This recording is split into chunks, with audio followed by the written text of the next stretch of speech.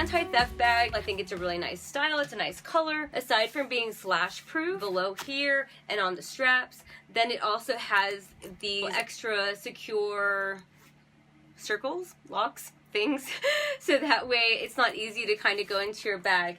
So I'm going to start unpacking. I have a passport. I actually did travel fashion girl passport that I made in Thailand last year. They handmade it for me, so that was really cool. So that was safe in my RFID protected slash little secure zippered spot right there. What I also like about this bag is that it has a spot for 2 spaces for a water bottle and an umbrella, or 2 water bottles or 2 umbrellas that you could just unzip and put something inside. So that was really useful. On the other side, there's also another lockable zipper. This is where I'd have my wallet and my phone, the side that would be closest to my body. Inside of my purse, and this is what I basically have in all my purses. So it's just my daily essentials. And then my daily essentials it's a really lightweight bag by Luggage Sports Sack. I love this. And it has just a bunch of random little things. Antibacterial wipes, completely essential for me. Motion sickness bands, because occasionally I'll get motion sickness in a car. Nail file. Let me see what else is in here. Listerine pack, mints, panty liner, small floss, allergy pills. My allergies here in England between mid-May and mid-July are the worst.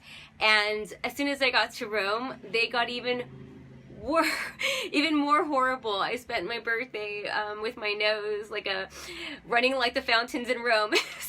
So it was insane. We actually went into a pharmacy in Rome to see if I can get something stronger, something local. I bought this. It didn't work.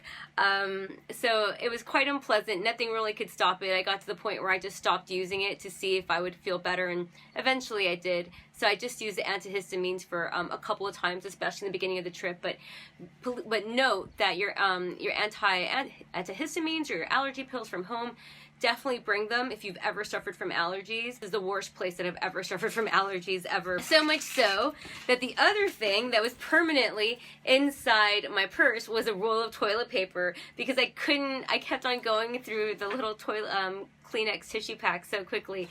So I'm not embarrassed to say I had a full-size roll of toilet paper in here. So I actually threw my wallet in here. Normally this would be on the outside, locked away, or maybe the inside. I don't have a lot of credit cards or cards, so I just have a really flat wallet by Kurt Geiger, which is a brand here from England.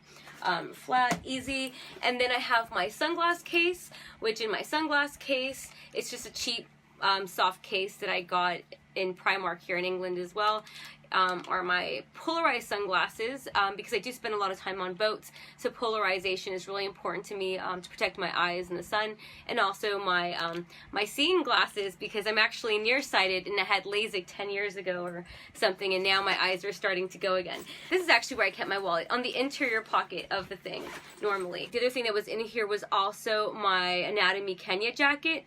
I just folded in, or just really, no, I didn't fold it, let's just be honest. I just kind of squished it in, bundled it up, and carried it in my purse, so that way if I was going to enter a cathedral, then I could wrap it up around, put it on and cover my shoulders, or if it got nippier, or as the sun went down later in the day, I could put it on easy. So that is what was inside my travel-on purse, my shoulder bag.